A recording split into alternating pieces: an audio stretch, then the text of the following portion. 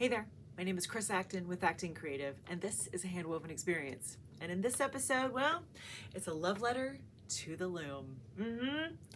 You see, looms are so much more than just a series of pieces of wood all tied together. They're beautiful on their own, but watch out. When you add some yarn to it, it's magic. So as I was poking around doing a little research, I found a fun fact that said that one of the earliest horizontal looms discovered was from Egypt in 4400 BC.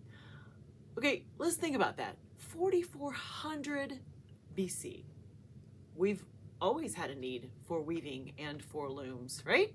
People had to have some way to clothe themselves and to make bedding and towels and rugs and everything in their daily lives. If they needed some kind of fabric, here comes weaving and a loom, right?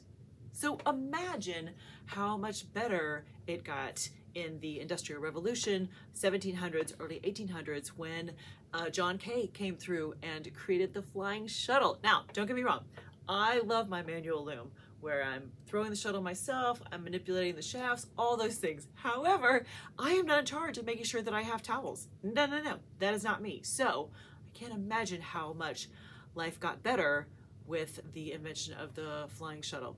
Or Edmund Cartwright, who created the first kind of the early power loom.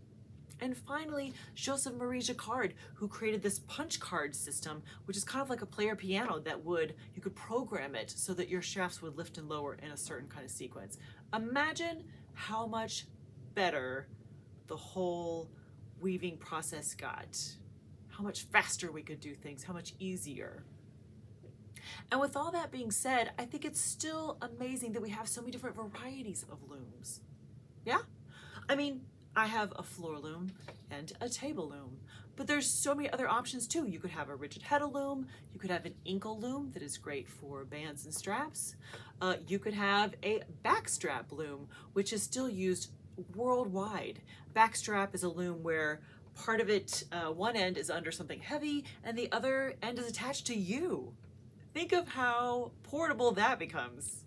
And then lastly, a tapestry loom or a frame loom, where if you have a picture frame in your house, you potentially have a loom right there. That's all you need. It's not expensive, it's not hard, you are ready to go. So to think that there's such a huge variety of styles of looms at your fingertips, ready for you. No matter what you need it for, there's something easily available.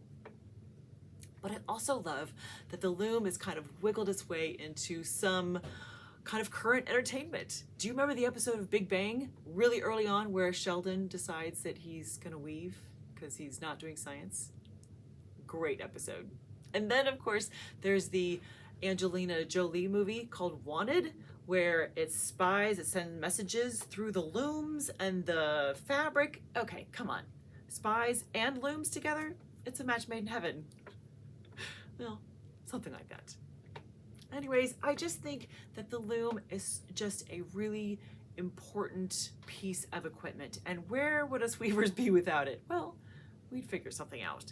But I think that it's come so far and we're so lucky to have these beautiful pieces of equipment that are much more than just some sticks of wood put together.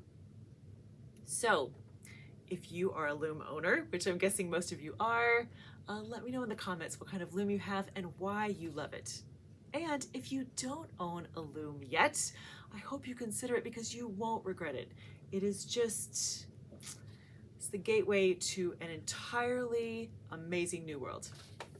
And you're invited, always. So let me know about your looms. And you can write your own love letter to a loom because they, they deserve it. They work hard for us. All right, friends. Hope you have a wonderful week and, give your loom some love. Happy weaving.